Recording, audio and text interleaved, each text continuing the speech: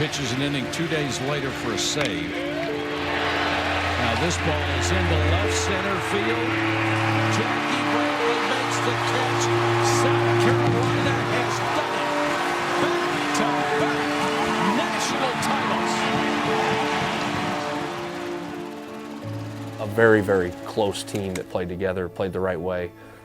Those are the things that we're trying to do, with this group. Just, having high character kids that believe in each other, believe in what we're doing, and they play hard every day. This place has already done everything that, as a coach you aspire to do. So, you have all the facilities, all the resources, and just competitively, you just get to coach against some of the best players and coaches in the country, and get to coach, with some of the best coaches, and there's a lot of guys down in that locker room that are amongst the best. James, Wimmer, Noah, those, they kind of had unfinished business here, and they knew what South Carolina baseball was and why they committed here, and I don't think they really got to show that last year, especially with Noah and James being first-year guys here. And Wimmer, I think, just has unfinished business right now, and he's playing like it.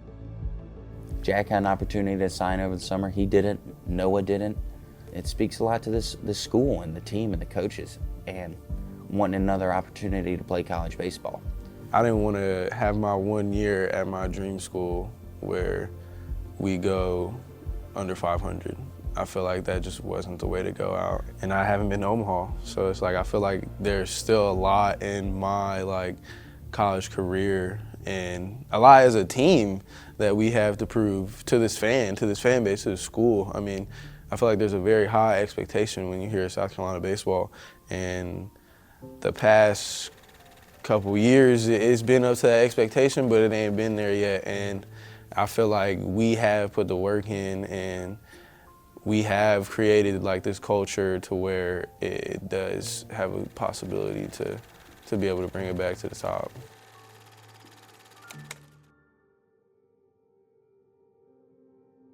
My sister was a gymnast at Alabama, and so my parents kind of had the first go around the SEC with her. And once I saw my sister competing in the SEC, I was like, that's what I want to do for sure. I came and visited. And I visited and I committed on the spot. There was nothing in my mind that was telling me not to go here.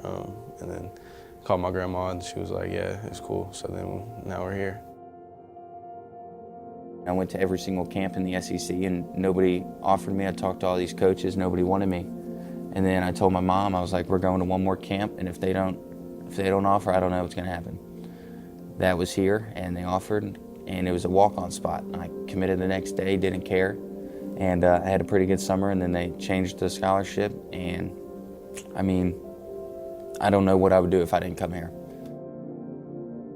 You get one shot at your career. You got to have your best bullet loaded. We have a lot of confidence in our ability to develop, young players into the type of young men on and off the field that's prepared to make that shot. Every coach, every player here, they have fire to them. We play with a chip on our shoulder right now. We always pitch like we have something to prove. It's very easy, in their shoes to just say, you know what, after last year especially, this is my end goal anyway. I want a chance to play professionally. I'm going to take the out here. And nobody could have blamed them for it, right? I mean, that's kind of ultimately what they all strive to do. But I think it says a lot about the program, the shape of the program, what goes on in the building, how they feel about their development, how they feel about their coaching staff, how they feel about each other, and that they have a collective mission and a collective goal, that they still want to prove to everybody.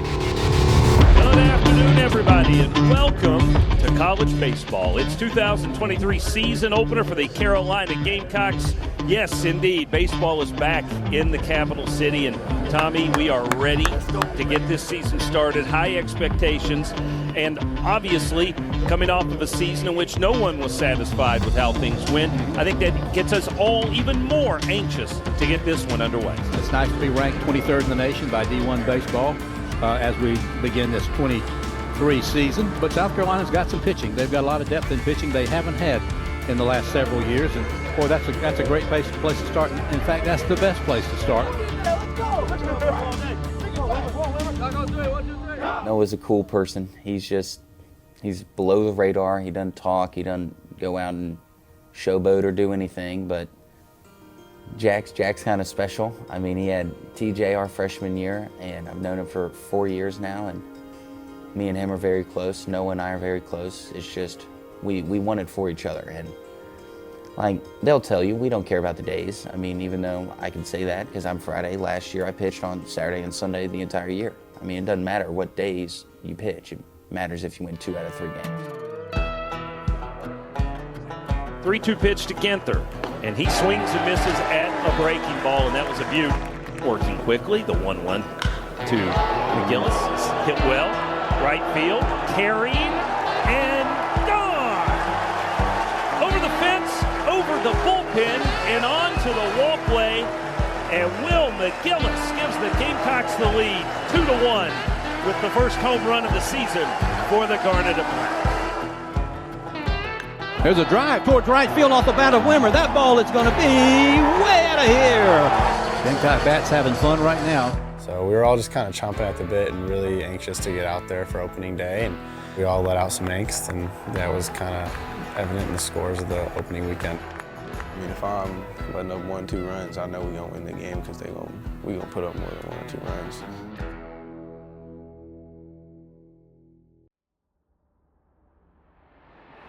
And we are sitting at 56 degrees. They say up to 65. I hate to say I doubt it, but I hope so. We knew this Penn team would be hard to deal with. They are exactly that. He's got 6 all-conference players back. And always expect consistency, Stewart, from Mr. Noah Hall out there. I love watching pitch. Going to work both sides of the plate.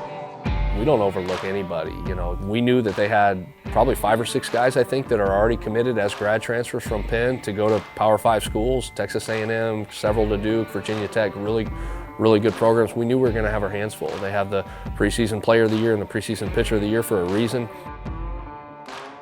There's a high drive towards right center field. Going back is the center fielder, Worchin, and he watches it sail into the bullpen.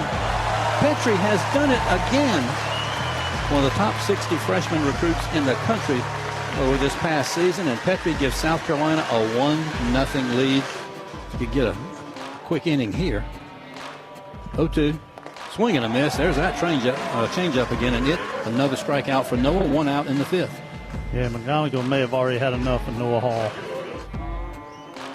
Pitch on the way is right down the middle at 89, and he gets Horning again. Just relax. Just be as relaxed as possible and just execute every single pitch. And then once the game started going on and I saw we weren't really picking up any momentum, I was like, all right, I got to create the momentum, hold us here to 0 if we want a chance to win. And I still had faith that they was going to put up runs the whole time. Pitch. Straight change up right back to Noah Hall, and it gets through him, and Wimmer can't throw him out. Somehow it got under his glove. I guess it was the top spin. So there's a runner at third now with 2 outs. 1-2 pitch. Swung on and missed. He struck him out. 83 with the straight change. And now home plate umpire Barry Chambers is getting all over Noah Hall for yelling at the Penn dugout. I'm just emotional when I'm on the mound. I'm very aggressive in my intent and everything. And I mean, every time I step on the mound, I'm going 1,000% for the guys. And I don't know, sometimes it just come out like that. Pitch. There's a shot up the middle. That's a base hit. And going to third is going to be McGillis, and he's going to make it. He never hesitated. In fact, he kicked it into another gear when he rounded second base. There's a bouncer knocked down by the pitcher. He picks it up. He's going to throw to first, and he got him by a half a step. What a nice play. He knocked it down, but it rolled towards the third base line a little bit. And Carolina frustrated again. Strands 2. Noah Hall winds the 1-2. Straight change. Swung on and missed. Strikeout number 11 for Hall. Pitch on the way. Swing and a miss. He struck him out. Fastball at 96. Are you kidding me? 96, and he's pitched thrown over 90 pitches. Pitch on the way. And he hit him. Paul Messina is fired up, looking at that dugout, pumping his fist. 1-2 pitch is sky to deep right center field, but did he get enough of it going back to the fence and making the catch? Is Worchin, who can really cover some ground right in front of the bullpen fence for Carolina at right center. And the side is retired, and a couple more stranded. Becker kicks and fires. Breaking ball is strike 3 call. He struck him out. knee-high or maybe a little bit lower than that, but I don't get a good look at that from this angle. But what a game for South Carolina pitching. A big hug from Messina for the Chapin product. Matthew Becker, Carolina has won this game in spite of the fact they only got 3 base hits. Great pitching on both teams. Gamecocks get the big home run from Petrie, the freshman. I'll tell you what, this team is 7-0, and they're kind of feeling it. Really fun game to watch. Well, you talk about a competitive series. Carolina can now go for the sweep tomorrow, but you know what? It won't be a picnic. A ball? You got about 100 by now. I don't know what you're talking about. Yes, you did. We came into the weekend very impressed and prepared for them. We came out of the weekend even more impressed. You know, that was a good tune-up for us, regardless of what maybe the name brand suggests. Felt like a real series, a real SEC-type weekend.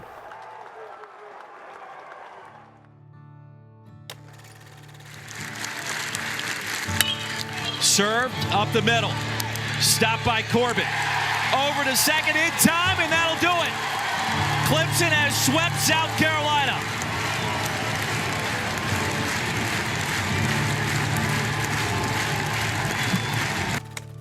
The only person that can beat us as a team is us. That's the only way I think we'll lose games. It's just self-inflicted mistakes, whether it's mentally, physically. I don't think anybody has the competitor and like the dogs and like the work that we've put in to be able to like try to compete with us. Well, last night at Doug Kingsmore Stadium, after a weather delay of over 2 hours, the first half hour of the game itself told us what kind of a night it was going to be, as the Gamecocks went quietly in their half of the first inning, then watched the Tigers smash a home run and 2 doubles in their half to grab a lead they would not give up all night. What went wrong was a first pitch away to Cooper Ingle hit backside home run. Things that I know I can do make me very angry when I don't do them, because, I mean, it affects the team. If that run doesn't score, maybe we score 3 the next inning and we win the game. It's just, there's always stuff to work on, and it's not always going to be perfect. That's why we play the game every day and why we play 56 games. We're set to bring you all the action between the Gamecocks and the Clemson Tigers from Fluor Field here in beautiful downtown Greenville.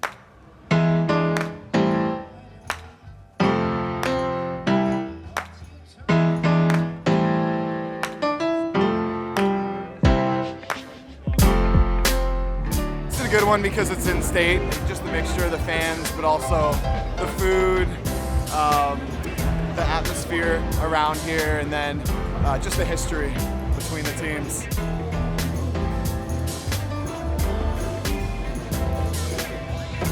I usually go to all 3, so I just follow my Gamecocks wherever they go. Come every year. This game should be played every year in Greenville. Just because the atmosphere, and Greenville takes care of both schools get equal amount of tickets. I can't stand all this orange and purple because I hope we beat the you-know-what out of Clemson. I don't want to say any bad words on them, but I hope we beat the absolute you-know-what out of these guys. Go Cox! So hits are few and far between. We've only had 3 in this game. Is skied. That's going to be trouble. Looks like the right fielder, Petrie, is going to dive, and he can't make the play. Looks like he lost it in the sun. Tigers going to have him at second and third. And a long, long wide throw for the Tigers in business here in the 5th. Lee Croy third's even, but everyone else is back. Line drive center field base hit. That's going to score 1. That's going to score 2. And just that quickly, Clemson has grabbed a 2-0 lead in this ball game. There's a line drive into left field for a base hit. It's a 3-2 ball game, and Wingo is going to send him. Here comes a throw. It's way off target. Tal LeCroy has delivered a tying 2-run single for South Carolina.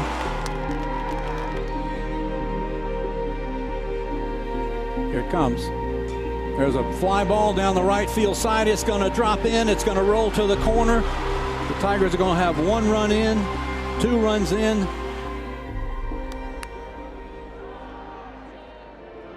(3-1) pitch. He did. That was in the right field for a base hit. Messina is going to stop there at second base. So another run batted in for the freshman, Ethan Petrie. 1-2 pitch. There's a high drive towards right center field. Let's see if it's going to have enough. It is going to be out of here. It is out of here. Carson Horning has hit a 3-run blast. Hit that ball a country mile. I think it might have gotten off the scoreboard in right center. A 3-run blast, and Carolina leads this game by a score of 8-7. And this place has erupted. Good pitch. There's a high drive. That ball is way back. That ball is going to be off the roof of the building beyond the Green Monster. Cole Messina has just hit one a country mile. A 2-run blast, and South Carolina leads this game by a score of 11-7. Oh my goodness, he hit that ball. Off one of those top bricks of the building, the New York Life building, beyond the Monster and beyond the stands behind the Monster. South Carolina has won this game by a score of 11-9. I let up those 3 runs, and then they came back and put up, I don't even know, 11 or something, and then they came back and won. That's just like how our whole team is with the whole time, even with, like from our starters to our bullpen to our hitters. If somebody isn't having a good day, somebody else is going to have a good day. It sets us up for another game tomorrow, winner take all type series game.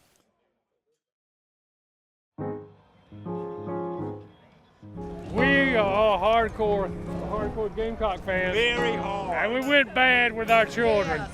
They took a wrong turn. All 3 of us. I watched some Tigers, listened to it on the radio, and all of them said, 3-run home run. And turned their head and walked the other way. So it must have been the end of the game. I don't know. Baseball in the South, that just kind of, it just means more. It's just different, you know. And especially with this rivalry, it's always heated. It's always high energy with the fans, and I don't know. It's just love it. I love it. It's different. You take a baseball game and it feels like it's a football energy right now. It's so cool how you literally have a tailgate with thousands of people here for a baseball game. It feels like a football game. You take the energy from that rivalry football game straight into baseball season. Exactly. And whoever lost or whoever won has got a little bit of extra edge on them, like Clemson in the Friday series. Like they just had a little bit of extra spice to it in the crowd. So there's a lot of tension right now, but it should be a fun game. Yeah. Let's go, Cox! Go Cox, let's go.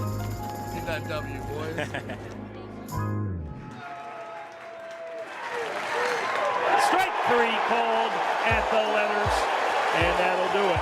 Struck out that 3rd guy and came off the mound pretty calm, and then I looked up and I just I couldn't see a seat. And then I looked up on the railings, and there was like 4 deep on the railings, and I was like, oh my gosh, I've never seen anything like this. First pitch swinging, Messina rips a single into center field. Wimmers coming home, and the Gamecocks have the 1-0 lead. Cole Messina not waiting around. Gavin Cassis, first pitch swing, a blast to left. Forget about it. He flips his bat as it sails into the bleachers. Gavin Cassis makes it 2-1 Gamecocks. Pitch on the way. There's a drive towards deep center field again. Going back again is Canarella, and he can't get that one. It is out of here. Have a day, Mr. Cassis. A 2-run shot. I mean, they are hitting some screamers in this game, aren't the Gamecocks? Carolina now leads it by a score of 4-1. Ground ball right side, that's a base hit. Brewer is waved home. Throw will not be in time. It's 7-1. Cal LeCroy beats the shift. Uses the vacated right side of the infield to ground one through. Trying to close things out here against the Tigers. The 1-2 pitch. Lifted in the air to center field. Stone draws a bead. Squeezes it. And you can put Spurs on this one. South Carolina defeats Clemson 7-1. The Gamecocks win the series over the Tigers and improve their record to 11-1 in the process. Tommy, a dominant yet workmanlike performance by this Carolina team at home today. We all know that is the greatest rivalry in baseball, in college. Just it's two good teams going up with two great fan bases. And we knew it was going to be a battle, and we came out on top, winning Saturday and Sunday behind two great pitchers. Beautiful baseball. And just don't forget, it started on those early days at Fort Jackson, and we've been building and building, and we still have a long way to go on this journey, but this was another great chapter for us, another great chapter that we're going to keep building on, okay? So proud of it, so proud of it. Right here. Let's go! 1, 2, 3, go! Again, the 1-2, and it is lined into the right field corner. We are tied, and here comes the second runner home. McGillis will score, and Michael Braswell. Baseball's a team sport. You got to win a super regional, or in Omaha, you got to win a gauntlet. And to do that, it takes like cohesion and real chemistry and high character kids that are true competitors and believe in each other. Every single time when Omaha comes around you, there's always somebody in the SEC, because you just got dudes after dudes after dudes, prospects. You're built for that. Like, we build that. Like, it's not, there's no down weekend in the SEC. There's never a team in the SEC where, all right, we know we're gonna beat them. No, it's not possible. We need to take every single game just as intense as the midweek games, just as intense as the Friday, Saturday, Sunday game.